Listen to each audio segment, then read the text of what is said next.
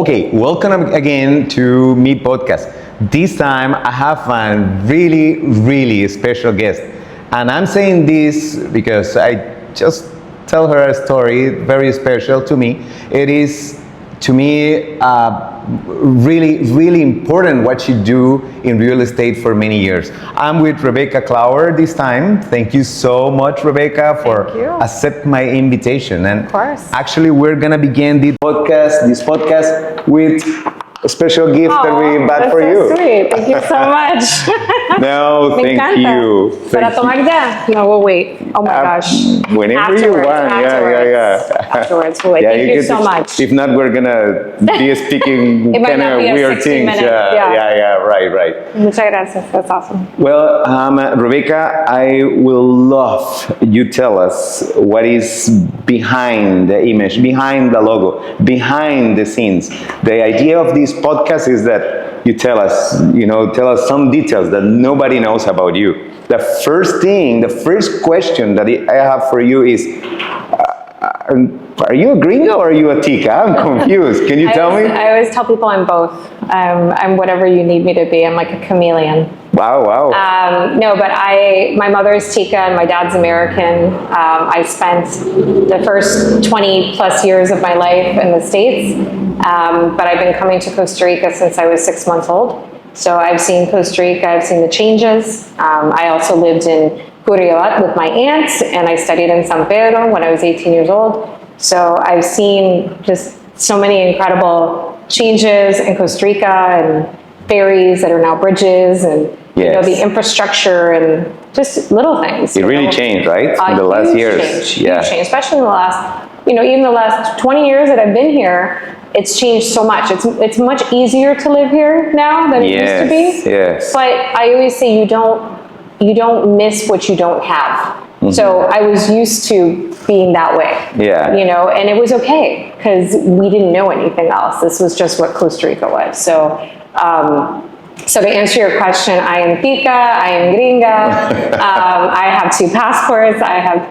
have both dual citizenship, and my family, most of my family is actually from here, and my children were born here, and my husband's from Liberia. So it's like I live in this mixed world, but I grew up with Spanish, en gallo pinto, en arroz con pollo, and that's kind of the atmosphere that I grew up in. So. And you know why I'm making you this question? Because at the beginning, I was seeing you one day making some video that and all of a sudden you began to speak some things in Spanish, and your pronunciation in Spanish was awesome. But the same in English. I mean, wow, that's really cool. And she has a gift. No, honestly, I know that unless you were born here, you can't get rid of your accent 110%.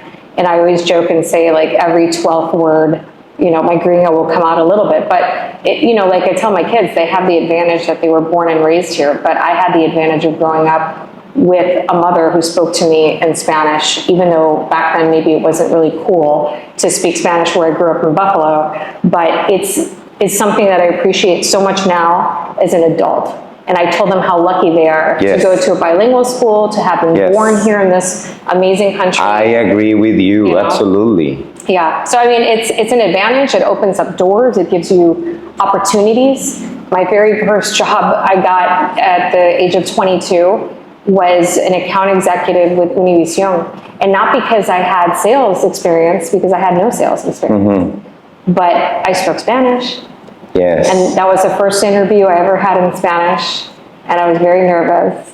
And that was my first job in Tampa, Florida. I worked as So why? I mean, what is your background? Can you tell me what you study? What is your profession? Well, my minor was Spanish, but my major was broadcast journalism. So I went to school to be a reporter. I thought I was going to be a news reporter, and now you kind of are now. Yes. Now here I am. Yeah. It gives you a lot of training to talk to people. It gives you a lot of confidence to be in front of the camera and not have, not get nervous, because a lot of people, especially my team, there's some people that just don't want to do videos. It's they don't want to be in front of the camera. And I always tell them, guys, you don't have to sit in front of the camera the whole time. And the tendency now is to do videos where you're talking less and you're seeing more of the property. Yeah, yeah. Because people, they get bored, right? They get tired of watching you. So I joke and say, you know, you've seen enough of me, we're gonna show you the property. And so those are the kind of more of the style that you see on my Instagram, where I just talk at the beginning and boom, I disappear, or, you know, you're looking at some amazing property or whatever the case may be, but it's really evolved over the years what people want to see and what I've also learned, you know, in terms of marketing and everything. So we have a big team. I have an incredible group of advisors. We have 42 agents, 5 different offices. I run around a lot, but I love what I do and I don't regret it. So. Awesome, awesome. I love it so much. By the way, thank you so much. I know you're really busy. Again, thank you, thank you, thank you. And I actually want to know a little bit more about all the projects that you have. So thank you so much. Yeah. Okay, Rebeca. Everybody calls you Becky or something like that? A lot of people call me Becky, yeah. Rebecca, I have a question. How you ended up in real estate? Can you tell me that story, please? Yeah, it wasn't the first thought on my mind. I mean, I got out of college, I majored in broadcast journalism.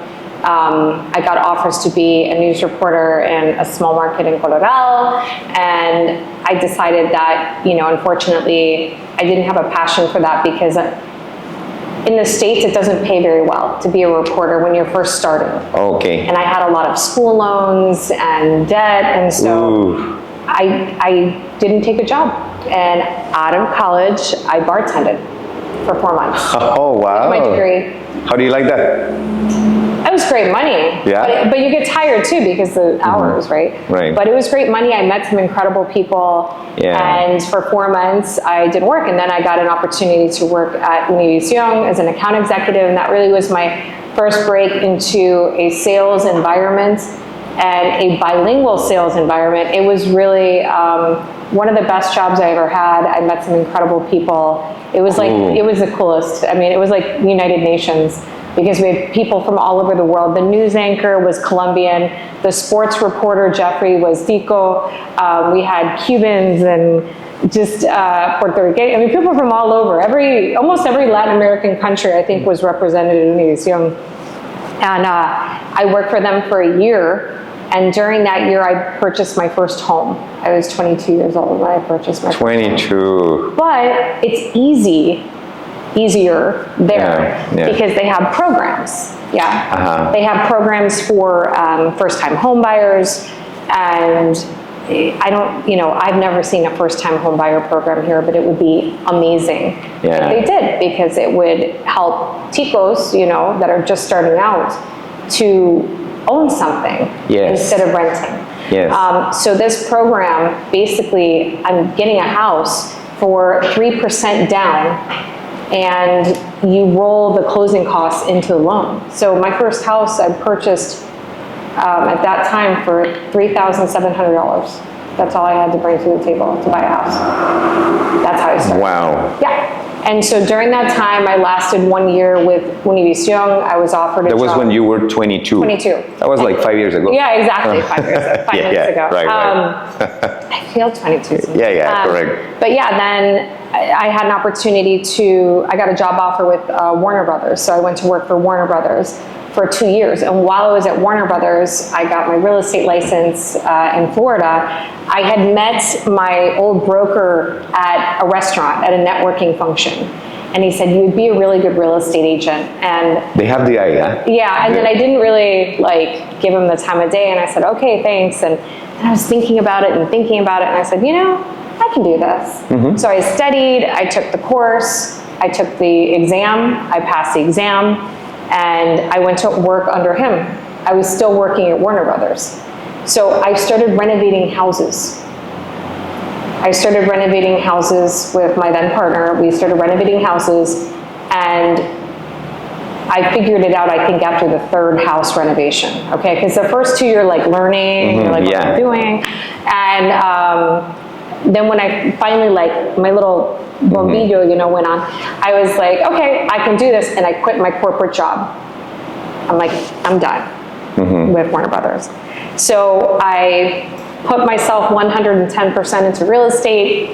At this time, I have my license, I'm renovating homes. I did about 40 homes in 5 years. That's what afforded me to come here. And we just had really incredible timing. I always tell my team, I don't believe in luck. I believe in hard work and timing. Yep, Right? I agree. Because for me, that's a recipe to really get to where you want to go. And it's not easy.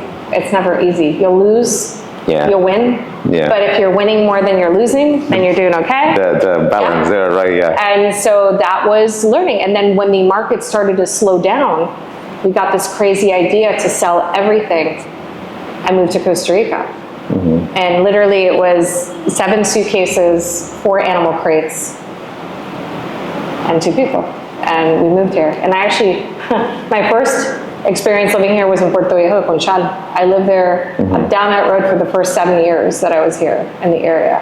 And that was like really being a pioneer, because if you know, remember the Liberia airport was like a hangar, you know? And the roads were mostly unpaved, and it's just the nearest grocery store was super compro. Even when we're paved, remember those? I know. It was But the nearest grocery store was super compro for us in Belém. And that road was terrible, like next level terrible. And so it's funny when people complain that I said, you should have seen it 20 years ago. You know, it's way easier to live here now. We have all our creature comforts, right? I mean, we have internet, and we have, you know, you have to go to your automercado, or you got to do your thing, or if you want to go to PriceSmart and Walmart, and you know, we have an air-conditioned airport now. Well, mostly air-conditioned. But it's way easier to live here, but I really feel blessed to be able to call this area home now for me, and it will be for the rest of my life. I don't have any plans at all of going back, and so. And why is that? Can you tell us a little bit about that? I have no desire. Pretty much all of the family that I have, except for my brother, lives here in the country. So my mom and dad retired a month after I came out here. They came out here.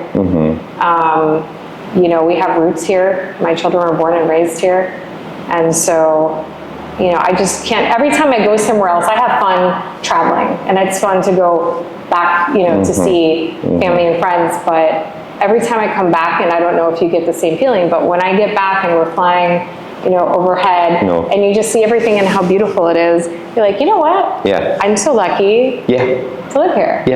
Absolutely. And everybody's like, oh, where are you going on vacation? And I, you know, the people that sit next to me, I say, oh no, I live here. And they're like, that's so awesome. Because there's so many people want to be here, but they're scared, or they don't know how. So that's where we come in. Because it's crazy. People told me I was crazy. I'm like, I'm crazy. I'm like, at least I'm half tica. Like, I have a clue and I speak Spanish. And even then, my first year was very challenging. And I think sometimes too, when you involve your family in your business, it's not always like the best idea all the time. And it was difficult, because things were harder back then, and getting things done, you know, 20 years ago was a little bit harder. So even with you know, government things, you know. Now it's way easier in Liberia. You get almost everything there, you know. But before, you know how it was. I know. You know, everybody has a story. I have a story. I told my story about it took me 3 days to get my license. And everybody's like, what are you talking about? I got to tell you this story, because you're like, tell me right now. I go to, it's Thursday. It's a Thursday, and I had to renew my license. So I go and do the dictamen, you know, little medical thing. And I go across the way, give them my paperwork, and everything's good. I paid, and I get it, and then they're like, oh, you have to pay at Banco Costa Rica. I'm like, what? I'm like, what do you mean? You can't just pay here? Like, little things that in your mind make no sense. You're like, I have to travel 10 minutes now to Banco Costa Rica? Make sense. No. So I went and paid. I have my little receipts. I come back, I hand them my receipt, and I get to where they have to take the picture. Ay, lo siento. And I'm like, what? The camera's broken. Great. So come back tomorrow. And they only have one camera. For a whole Guanacaste. And it's broken. Super. Éxito. So I'm like, great, I'm going home. So I come back the next day. It's Friday now, if you're paying attention. And I get there, there's no one. It's like crickets. And I'm like, where's everybody? And I'm like, talking to the guard, I'm like, ¿Dónde está todo el mundo? You know, and the guy's like, oh, sorry, it's closed. I'm like, what do you mean it's closed? It's Friday, it's not Saturday, it's not Sunday. Yeah. It's a work day. It's not a holiday. Yeah? It's the Fiesta Señorita, and everybody got off to go to the Fiesta Señorita, and I'm like, okay, this is the time when you're like, should I laugh right now or should I cry? Like, is this a joke? Because you have, as much as I am Tica, right, my mentality is type A, right? So I'm like, this is crazy to me. Like, why doesn't anybody work here? You get so frustrated. I had to let go of that. It was my first year here, was such an incredible learning experience, an experience to just let go. I had to. Pura vida. Welcome. Yeah. Pura vida means so many things to me now, especially at this time in my life, but that was the funny thing. So finally I came back on Monday and I got my license 3 days, well, actually more, because Thursday, Friday, Saturday, Sunday, Monday. Yeah, correct. Yeah. 4 days for to get your license. 4 days technically. Wow, that's or 3 fun. business days, but yes, it took me 3 trips. So that's how you ended up in real estate. But I will ask you for the next part, how you ended up doing real estate here and with your really successful company. So we're gonna talk about this, the next one. All right. Okay, now this is the time where I ask, tell me how you ended up here in working in real estate here in this Guanacaste area, because you're really well known, Rebecca, you and your company, Blue Waters, that I actually tell you before, I admire you a lot, not only because your team, because it's not an international franchise, it's your own company, that you make it grow, that you make it work, and a lot of people know and a lot of people respect you. I will tell you a story. The other day, I was working with a team that is making some videos for us, shooting at home and all these things. And I tell them, you know what? No, I don't like what we're doing here, And I tell them, let's wait a moment. I go to your website, to your Instagram, and I say, I would like to do something like this, I want to be more natural, that things look, and the guy go, oh, I know her. I mean, she have her own reality show and all those things. And I say, yes, exactly, that same one, one. So you really did a lot. Number one is how you finished being here and how you ended up with your own company. Can you tell us a little bit? Yeah, well, I worked for Remax in 2006. That was my first job. Okay. And then that same year, I started managing the first 2 homes that I sold. So that was the start of my property management company. And then basically I was with Remax for a year. And when I left, I did my own thing. I was completely independent. And it was just basically myself, my partner at the time, and an office manager, and that was it. I ended up hiring my first agent not too, long after. Rob Goodell, who is very well known in the area as well. He's an incredible surfer and a really good real estate agent, and he's down in Pavones right now. That's what a good surfer is. So he was my original agent, and then we just started working together. My first office was in Paseo del Mar in Huacas, and then we grew. We had like 1 office space, and we had 3 office spaces. I was doing the property management thing and grew it to 80 properties. Most of the properties I had sold over the years, so I had a really good relationship with the owners.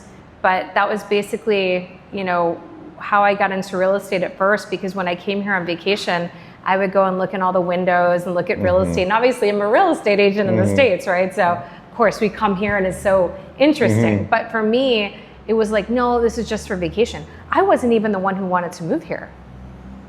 Really? Yeah, it wasn't my idea. It was my partner's at the time. So I said, okay, we'll try. And I told him, I said, it's way different living in Costa Rica. Yeah. Than it is to have a business. Like have a business and being on vacation are 2 completely different things. Right. And it was. It was a very, very challenging year. I moved here in 2006, but I learned a lot. I learned a lot from Remax. There wasn't much in the way of training when I first got here. There was no multiple listing service. There was a lot of just like, this is crazy. Like, how do you figure out what's for sale? And, back then, the technology is much, much better now that we have. Yes. And the professionalism, because when I first got here, it was very wild, wild west. People were just like every taxista, still getting out of there. Every taxi driver and guide and whatever, they were all real estate agents. That got really annoying at the beginning because I thought, there needs to be some regulation.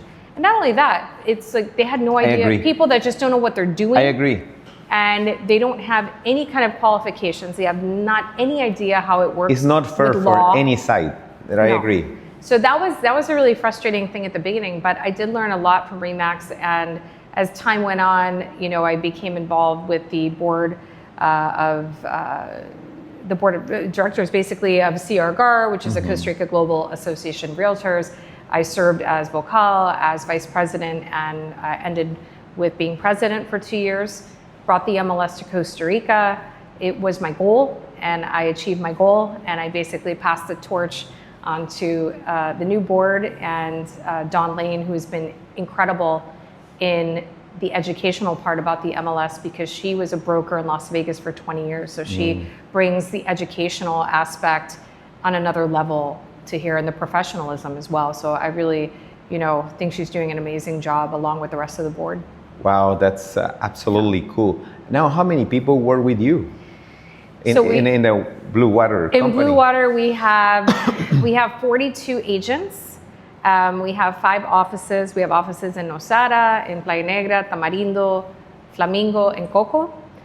We have a marketing company that handles all of our marketing. I have really well handled, by the way. Yeah, they do a great job. Yes. We have 2 full-time office managers, and I have a sales director. So we have several people in payroll, and obviously we have our marketing company. That's we're not their only client, but we're definitely their biggest client, and it's been really awesome. And we have an in-house photographer as well, Eckhart, who's really awesome. Because we are such a big group, it didn't make sense to subcontract that anymore. Yes, so I knew we were getting big when I hired a photographer to be on our team. That's when I was like, wow, okay. I agree with you. Not that I'm anybody special, it's just to think like, hey, like this is pretty cool. And we're this big now that we get to hire our own photographer. But it helps, but there's a lot of things that go along with that. I also was the owner of the Keller Williams franchise from 2015 to 2018. I had the market centers in Tamarindo and Flamingo. That was an incredible learning experience. But it was while I was at Keller Williams that I realized that I didn't need to be with a big box company. I didn't need to be with an international franchise. I can appreciate that some people want to be associated with an international franchise, and I'm not saying that it's... I understand. It works for a lot of people, it just didn't work for me. I knew that if I had a good team and a great marketing team, that we would have success. It's a formula, and it takes a village. There's a reason that saying exists, because by myself, I'm not what you see on the billboards. I have an amazing team, and without them, I agree. I'm nothing. I agree with you. I'm not nothing, but I don't do this. And that's why for me at first, the whole team concept was a little bit foreign, because I worked as an independent agent by myself, not with everybody else. Because I worked for an independent brokerage in Tampa, Florida. So when we started growing the team, I had no plan. I had nothing written down. I had no thought about what am I gonna do. It was just kind of like flying by the seat of my pants and saying, hey, okay, we'll open another office. Like, hey, why don't we look at Nosara? No plan. But I'm a sales and marketing person. I see talent. When I know somebody's going to be a good agent, I just know it. It's not something I can explain. It's just something that's like from within. And I think that, it's not easy to be an agent. A lot of people say, I want to be an agent. I agree. And I get a lot of people also that contact me every week, a lot of people that are outside of the country. And I super appreciate it. And I'm very honored, that they reach out to me and love what we do. But they also have to realize that you have to be a legal resident. You have to be a permanent resident. You have to be a citizen. We have to register with SUHEF. It's not Wild West anymore. There are regulations. And all of this is important. My hope is one day that we have real licensing, because we are a profession. We're a profession and we need to treat real estate agents as professionals. Absolutely. And the concept of team, the success that I've been able to achieve is because I'm in a team. I have 2 full-time showing agents. So I don't really work with buyers anymore. I try to be more of an operating broker because I want to be here for my team. And if I work with buyers, I'm on the road all day long. Yeah. So I mean, I don't have time to answer people's WhatsApps and be where I need to be. And I want to be able to be there for my people. And, you know, with the 2 showing agents, a lot of people don't want to work in a team because they're like, oh, I have to give up my money. That's funny, but yeah, I agree. But that's how it is. It the is. mentality of the average agent is, oh, I don't want to give up my money. And I'll be honest, I thought that too at the very beginning. I understand that. What's the deal? We're one. We're just one person. We can only do so much by ourselves. Yes. So as soon as I hired my showing agents, because I realized I was getting so busy, I couldn't handle my own load of work. As soon as I hired them, I had a life. They were happy because they're making money, because they're getting paid a percentage of everything I make. Yes. And it was just awesome because the productivity through the roof. Because now you have 3 people doing a job that one person couldn't do. So basically, I was able to double my sales by having 2 showing agents. Because a lot of people's like, oh, if it's not Becky, I don't want. No, I have my showing agents are full agents and they know exactly what they're doing. They know what they're talking about. I train them. So you're not missing anything by going with David or going with Marco, because they both know my properties like I do.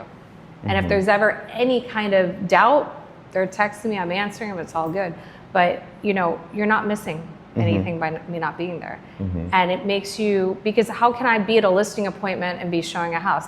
How can I be filming this or videos or everything we're doing if I don't have assistance in the background? I agree completely. It's necessary. And I would never have a vacation. And that's the other reason it's good to work in a team setting. And you know, and I have kids too, and they're not going to be at the house for too much longer. So I want to be able to, you know, it's hard to be a mom and a businesswoman.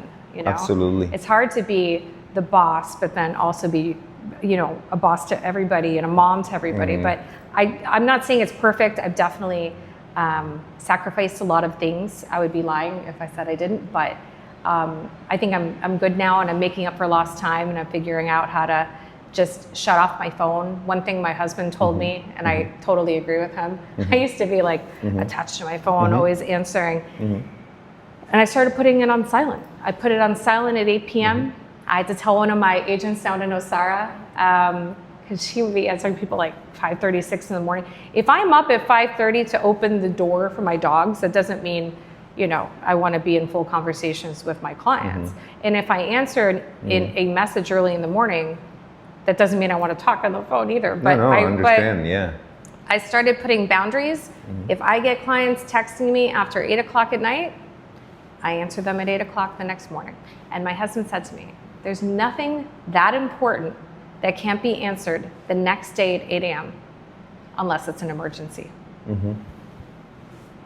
It's the best advice. It's the best advice, and it's true. No, absolutely. And it's not affecting me, you know? No, absolutely. And I always have been quick to answer people back, even with the amount of work that I have. Like I try as soon as I'm able to answer people back. I mean, unless I'm busy or in a meeting or in a training, I'm not going to answer right away. But I get over 100 emails a day. I look at all of them. I answer all of them. I answer all my WhatsApps. I'm not, you know, I think I'm the most approachable broker in the area. I know my team appreciates that I'm available, and they know how busy I am, but they know that I always make time. If it's important, I make time for them, and they know that.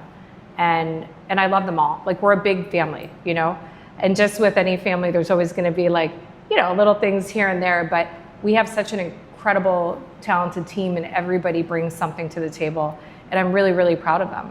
You know, I've brought in new people that I said, listen, you're gonna do awesome. You know, I have an agent in Coco that had her own babysitting service, and she would basically be doing babysitting services I don't know if you know her, Carla. Yeah, absolutely. I met her. Really? I knew her actually because our children were classmates at La Paz School. We like Carla a lot. That's so funny. So I said, hey, I'm opening an office in Poco. Mm-hmm. You know, I only have one agent. Would you be interested? Mm-hmm. And she was like, sure. She's like, I have no idea what I'm doing. I said, don't worry, I will teach you. So I have tried to give her as much support as possible. Carla, basically, in her first year, got Rookie of the Year with Dawn Lane, because they were both new, Mm-hmm. and they both tied for Rookie of the Year. So she got that award for the first year. This year, she's already reached her commission cap, because our company works a little bit differently, that once you pay in a certain amount to the company, then they're on a 90-10 split. So it's kind of nice because they have incentive. Yeah. You know, and that is one thing that I got from Keller Williams, which I actually think is a great concept. You know, because it incentivizes people. Mm-hmm. Mm-hmm. You know, I am totally agree. Yeah. And actually, I didn't have time to, or maybe I forget to send you a message to Carla telling congrats. Yeah. I'm gonna do that. I'm very proud of her. She's been doing really awesome. I mean, everyone's doing really great. This year is way better for us than last year. You know, obviously it's a little strange, the market. It's kind of strange, but yeah, I agree with you. You know, it's something is moving really fast. No, it's strange, but we've also, you know, transitioned into doing other things, like you talked about developing. I've done some developing, building spec homes. You know, that for me is all very important, and it's great to transition on to bigger and better things if that's what you think it is for you. It's like, it doesn't make it right or wrong, it's just whatever you prefer. I think it's good to have, you know, eventually a nice portfolio where you're doing sales, but then you have like a constant rental, Mm-hmm. you know, you have a constant monthly income, because it just, with the ups and downs of real estate, it's good to have like something that's consistent, you know, like income from apartments or whatever. Yep, absolutely. And I think every agent or, you know, real estate agent needs to have a plan. It's not only be selling the whole time, you need to have a plan. Absolutely. I actually have a special question for you, and this is something that it happened to me many times, and it's when you have your own business and you know, you got to go out and be with energy, be, you know, I wouldn't say happy, but at least they need to see you smile and with you know, strength and everything. But I know just 20 minutes before I was crying in the bathroom, because I don't want anybody, you know, look at me, and I was crying, not having an answer, and don't even know what to do. And people are expecting to have an answer right now. What is the strategy? What do we do? You know, and it happened to me many times, and I try to, you know, breathe. And when I go out, it's like, oh, here it comes, Rigo, with energy, and this guy, you know.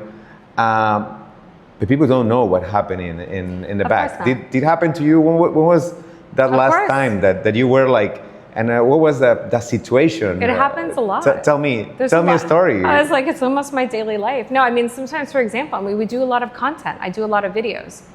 And what you see is the edited version. Yeah, right. You're seeing the final version.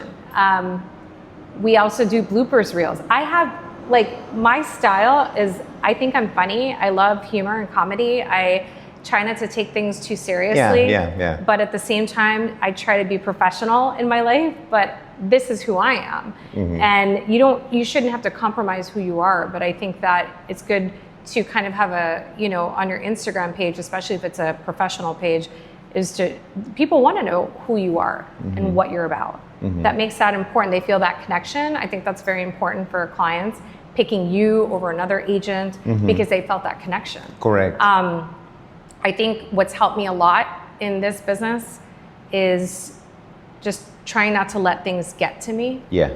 And I'm not saying that I've dealt with a lot, but doing videos, for example, it could have taken me one take, or maybe it took me 10. Mm-hmm.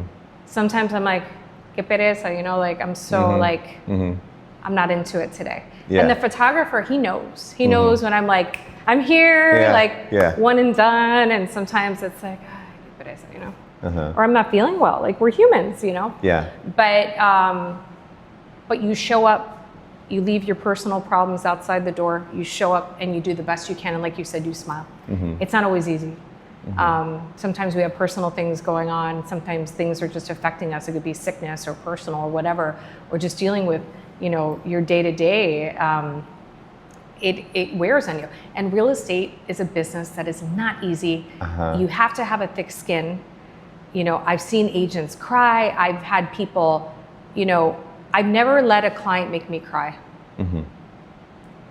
I feel bad for the people that want to just belittle you and talk to you. And luckily, that's very few of the clients that I've had over the last 25 years that I've been doing this. But, oh yeah, I've had people scream on me on the phone, and I'm like, okay, you know, and you want to turn around and say so many things to that client, but you're like, okay, that's fine. And you hang up, you're like, he's crazy. Like, but it's part of the business. And I'm sure we could exchange so many stories. Yeah. But I really appreciate the great clients and the clients that appreciate what we do and that we offer a professional service. You know, we're not salespeople, just salespeople. You know, this is a profession. Moving to a new country, especially, I mean, if you're not from here, it's a huge deal. It is. And we're not just real estate agents, we are also advisors. We are relocation experts. We're helping put them together with their dentist, their doctor, their attorney. I absolutely we have so agree. many different things that we help them with. So it's so much bigger than just being an agent. You are so much more than an agent.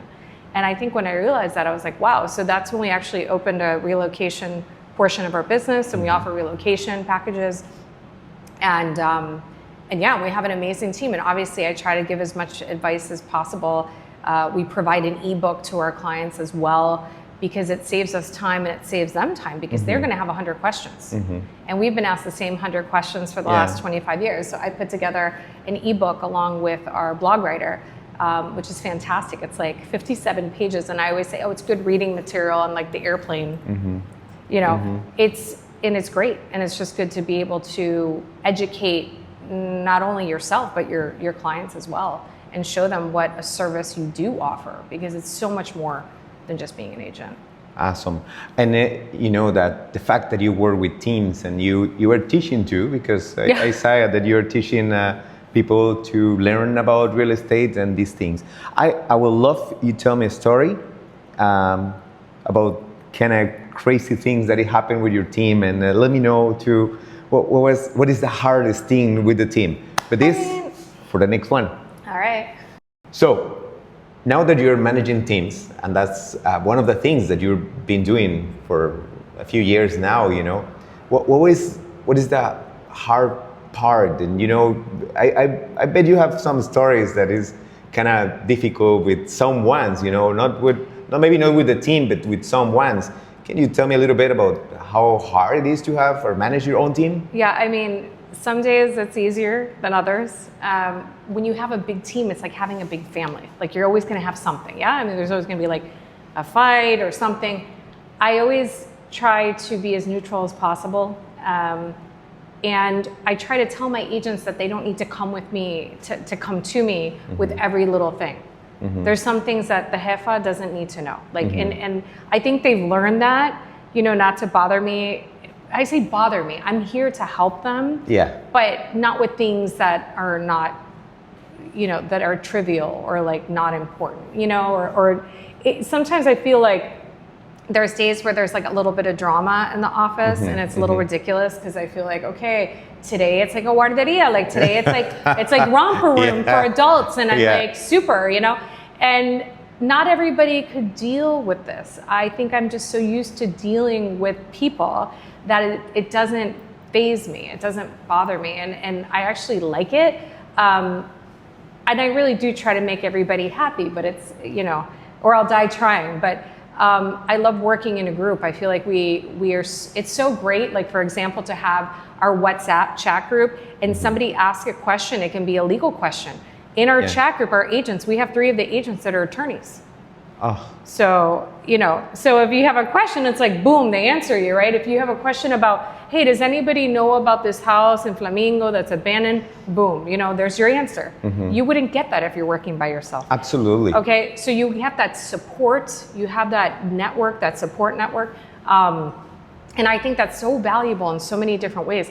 There's some people that are better working by themselves. I agree with you. Okay? I agree. why do people want to work in a team setting? Because they want the support. And especially if you're new in the business, I think it's always good to work in a team because you've got the website, you have the support, you have everybody helping you with things. You don't get that if you're on your own unless you hire those people. So when you come into Blue Water... And then that's another problem because you hire people that you have to manage. That's what I'm saying. But once you come into Blue Water, you need your property marketed? Here's Victoria to help you. Oh, you need a flyer? Pam can do that for you. You need a flyer for the window? Here you go. Oh, you need me to do all your search engine optimization for your YouTube video? Got that done. And we even collaborate with a lot of our agents. So it's like your broker's paying for a lot of things. Correct. Another thing that I love is that we do team building every 3 months. I mean, we've done some pretty awesome stuff. And then I took the girls to our first girls. I saw that. La Fortuna. That's that was really nice. cool. We had a blast. We're going to do that again. I thought that was the first time we did it with just the women. So now the guys are like, like the guys need a trip. And I said, okay. But they said, one night's enough because we did 2. And I was like, okay, whatever you want to do. So it's not just about work. It's about disconnecting sometimes too and just finding out who we are. Because I actually think that makes it easier to work as a team when you actually know the person. So we do that. The team building is every 3 months. We have fun. You know, like we had Jean-Luc from Coco Loco come in and cook for all our team, which was amazing. We had live music at a really nice house here in the area. And then we went on a yacht and did a sunset cruise. We do some pretty cool stuff. And the team, they're just such awesome people. And I've had people with me for a long time. And I think that says a lot, you know. Very few people have left Blue Water. I want everybody to be happy. I want them to feel like they have a value being with a team. And I think partially it's the support, but it's also the reputation. I think we've worked really hard to establish a good reputation for honesty and ethics. And, you know, it's hard. It's hard in this kind of business, but I think we've done a pretty darn good job. So. And Rebeca, I have a special question for you too. For you, what makes a real estate agent? Like you say in one moment, when you need to be an advisor, you know, you need to be a lot of other things. But what do you think? I mean, if you have to say 3 things, 3 keys that help you to be really successful as a real estate agent, you know, what that would be? Just the 3 things that pop up your mind. I think when we talk about top agents and what makes someone a top agent, you know the 80-20 rule, that 20% of your agents are going to make 80% of the company's money. There's usually a reason behind that, okay? Obviously, you either want to work hard or you don't. So I think work ethic is one. Your knowledge of the market is so important. And your follow-up.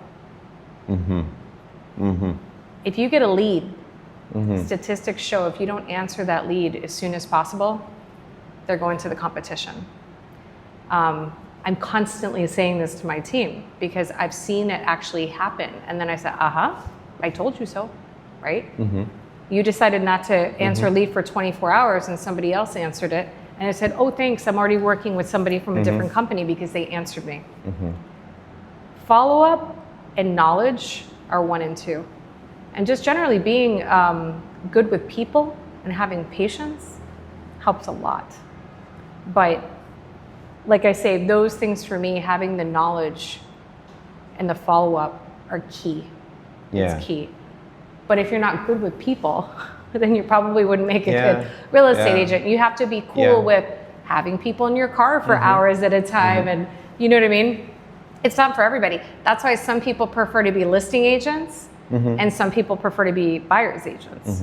I transitioned out of being, you know, a true buyer's agent many years ago, but I did that for a long time and I loved it. But I also crashed and burned a little bit because I just had too much stuff going on. Because I'm building, I'm developing, I'm being an operating broker. And you know, and I didn't want to compete with my own agents.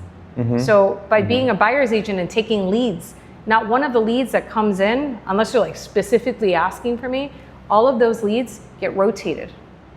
So whoever's on office duty, they get the lead. But that's how it works for us, Awesome, love it so much.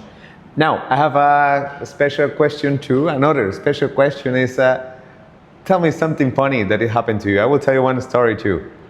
Now, I told you that I'm gonna tell you a funny story. And then you okay? You can tell us a couple one. I know you have a lot. But one time when I was beginning in real estate, I remember I began doing just rents. And I have a Suzuki Samurai. I don't know if you know that car. Yeah, of course. It's so little. It looks like a four-wheeler with something They're in fun, the top. though. You know, They're fun cars. They're a lot of fun, but that's my only car at that moment for work. Right, you know. right. And so anyway, one of the clients says, "I don't have a car, so can you bring me and my mom to go and see houses?" You know. And I say, okay, yeah, sure, but the car is little, no problem. And she goes, no problem. You know, we will have, no problem at all. And I was doing rents, but I was just beginning with sales, Yeah. And I bring them in my car, both of them. I don't know if you go inside those cars, they jump a lot. Oh, yeah. They look they don't like, have the best suspension. No, they look like a bull, know. they jump so much. And I show her this house and boom, the car. And then the second one, and it's kind of hard because you have to move the chair. Oh my and God, then they go out and they because go. it's only a two-door. Yeah. Oh my God. And we go all around, And in the third house, they come and they say, do we need to keep going, And I say, well, yeah, we have 2 more to go, And the mom says, no, I don't want to go more. Oh my God, that's so funny. And the girl come and say, listen, you don't have another car, that we can use? Oh my God. No. And she goes, oh, I'm working, and I need a house. And I say, well, if you don't want to keep going with me, choose one of these houses. And she goes, this third one is kind of nice, right? It's excellent. Okay, I'm gonna buy this one. That's hysterical. Oh my God. And I'm like, maybe I need to buy an older car so I have that happen to me. It's like, oh, you're tired? Pick one or the other. They were so uncomfortable in the car that they just don't want to keep going. And you know what? All the houses that I want to show, they look alike. Yeah. They're really similar. We really studied a profile. It was really good. They were, good communication, and they decide to buy the third one because they don't want to keep going. Oh my gosh. It was awesome, though. No, I have so many Your funny stories. your turn. Yeah, I have so many funny stories, but the one that recently happened to me, I would say it's funny, it's actually pretty cool, but funny at the same time, is this past year, like since December, I've had my first 2 Hollywood people, okay? Oh, cool. And I've never had famous people before. And so I was going to show a few of my listings to an actor you might know named Morgan Freeman. And so the guy, he's like 87 years old and he's so tall, right? So we showed up to property in Mar Vista, and I met him and I shook his hand and I said, hi, I'm Becky. And he says, hi, I'm Morgan. And I wanted to say something like really intelligent, and I have my kids like blowing up my WhatsApp with like pictures of his Lego figure, like he's like the wizard in the Lego movie. They're like sending me Shawshank Redemption photos, and they're being crazy. I had to put my phone down because I'm like kind of laughing, and I'm like, okay, I'm gonna concentrate. And he's like, hi, hi, I'm Morgan. And I'm like, I look up and I say, yeah, I think I know who you are. Like, it just sounded so stupid, And I'm like, okay, I need to like be professional. Yeah. But that was so cool, and it was the coolest thing how down to earth he was. Yes, that's what I heard. And he went to like the fiestas in Brasilito. He was like a Coco Loco. He's taking pictures. I never asked him for a picture. I should have, but what a cool guy. What a cool guy. And he was at the Grammy Awards, and he bought this little like collar from a lady in the Flamingo Beach. And instead of wearing a tie, he wore the necklace. Wow. Yeah. And I just thought that was like the coolest thing. At the I was award? like, you know what? Yeah, and the kids are like, Mom, I can't believe you're showing property to Morgan Freeman. Como, que real, it's like crazy stuff. I couldn't believe I was showing, like that was crazy. And then I was out with another actor, comedian, Damon Wayans, with Carla, actually. Yeah. She was with him for days. She come and see with him one of our listings here. Yeah. Okay, but that's hysterical because she had no idea who he was. Yeah. So they go to the Waldorf, and they were like, I guess he went to use the bathroom, and the sales manager said to Carla, do you know who that is? And she's like, no. And she goes, And he says, Carla, he's like a famous actor and comedian. She has no idea. But it actually was probably better because we treat everybody the same no matter what. Yes. But it's just wild. Like, it's cool when they're asking you like 20 questions like they care. Like Morgan Freeman was asking me, why do you live here? And I said, why do I live in Costa Rica? Or why do I live in Mar Vista? Or what? And he says, both, you know? And it was just really funny. Like, he was genuinely interested in the why behind why, if you are American, would choose to leave your country and move to another country, and why is Costa Rica so special? That for me is not a hard thing to tell people, but that was a pretty cool, funny experience for sure. Wow, that's amazing. Yeah. And now, just in order to finish, what would you tell the people that wanting to move, you know, world is changing, and it's changing really fast. There's a lot of things happening, you know, and I agree with you. I mean, here in Costa Rica, sometimes you just want to go to the beach, and it's really easy. Almost the whole country is a beach. You know, anywhere you are is a beach. Pretty near, you know. Well, there's more than just beaches. And I know. But everywhere you go, you know, it is amazing. It's a beautiful place and all these things. And a lot of people wanted to come to Costa Rica and check it out and see what's going on there.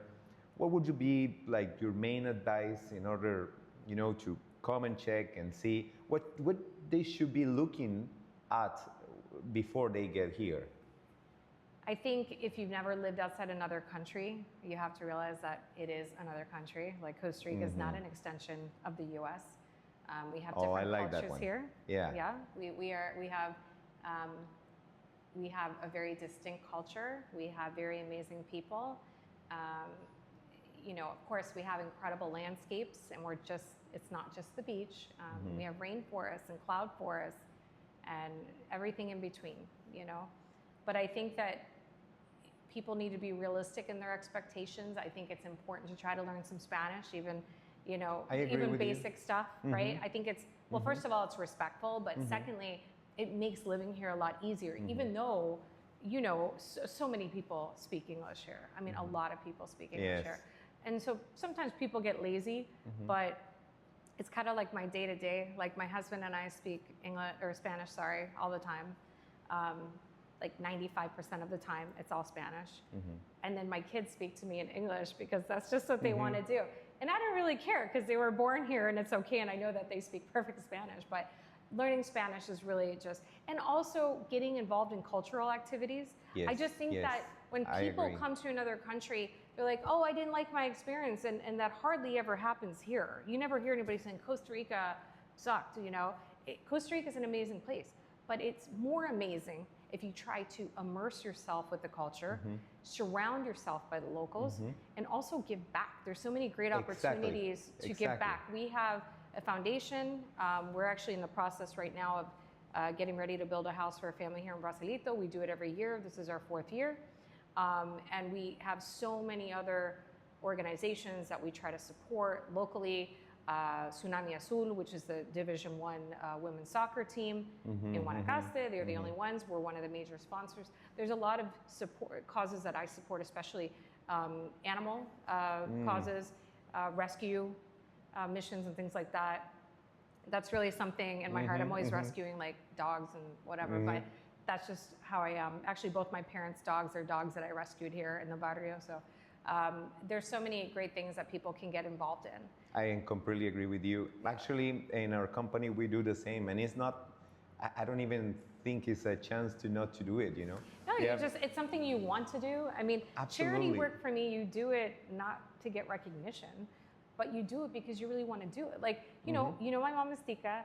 She grew up, you know, and she didn't have opportunities. She didn't have the opportunities that my brother and I have, right? And I know exactly how she grew up. We used to come here every year, and like my suitcase, I was able to put like 3 things, and the rest of it was like clothes and Barbie dolls and Cabbage Patch Kids, and you know, and it would always be like, you don't even play with this, you guys don't appreciate anything. And then she would give like all our stuff away to the kids. But then finally that made me like learn, you know, that giving is so much better than receiving. And we are fortunate to be able to do what we do by selling real estate, developing, etc. That we need to also recognize that each community has needs as well. You know, for me, I always tell people, like, what's the issue, the biggest issue that surrounds someone that's really successful and not? There's two things: your drive to want to be. Like, I've always been independent. I've always wanted to make my own money. I never wanted to depend on somebody else for money. Mm-hmm. Yeah. You know, like, and sorry, but you see a lot of, you know, women, especially like women, come on, you can do this. You know, and I've actually given talks to. We talk a lot about that with my wife. We say that, I want to be able to tell women, like, you can do it. Yeah. You can do it. I did it. You can do it. You can do it. You don't need a sugar. No, no, exactly. You don't need a sugar daddy, ladies. You can do it. But I think that sometimes people just get lazy, and that's the world that they want to be in. I feel bad for people like that because there's so much opportunity to be happy and do something that you love to do. COC. But yeah, I see people, and I want to, like, give them a hug and help them and be like, look, there's, you know, there's a, for me, it's education. It's everything. You know, my kids go to La Paz, and I've seen these amazing kids that grew up very poor, and they were given the opportunity of education, and it changes everything. Your outlook is changed forever. And I think for me, that's the major root, is education. Right? And just people having more empathy. For me, Costa Rica has improved a lot over the years. You know, it is a Latino culture. There's a lot of machismo in Guanacaste, in Costa Rica in general, and all of Latin America. But I really think, you know, from the time that I was growing up to now, that it's really improved a lot. And so, you know, that for me, going back to my original comment, is to give back, to get involved. It'll just make, you know, for me, that's the why I do what I do for my family, but also because for me, it's very important to give back to the community that embraced me and gave me the opportunity to do what I do. It makes sense. Yeah. You know, makes sense to the things you do. Yeah. Rebeca, really appreciate your time. Muchas gracias. And I really enjoyed it a lot. Oh, thank you so much. Same here. I don't think we can do it so much more because there is a soccer game pretty soon. There's a soccer game soon. and I want to go see it. Exactly. So we need to stop doing the podcast. I hope you guys appreciate it so much too. And I want to ask you how people will find you out. You know, can you tell us a little bit about that? How they can get you in contact? Get in touch with me? Yes, absolutely. I mean, you can obviously go to our website, which is bluewaterproperties.com. You can go to my Instagram, which is IamRebecaClower.com. I have Facebook at Rebeca Clower, and I have a YouTube channel, Rebeca Clower. I'm not sure if I'm missing anything, but if you Google my name, you will find me. So, Awesome. Thank you so much, guys. I really hope you can enjoy this, and you can have a lot of fun, and any questions and things, please write us down too. So I hope you guys enjoy this so much, and thank you for being with us this time. See you soon.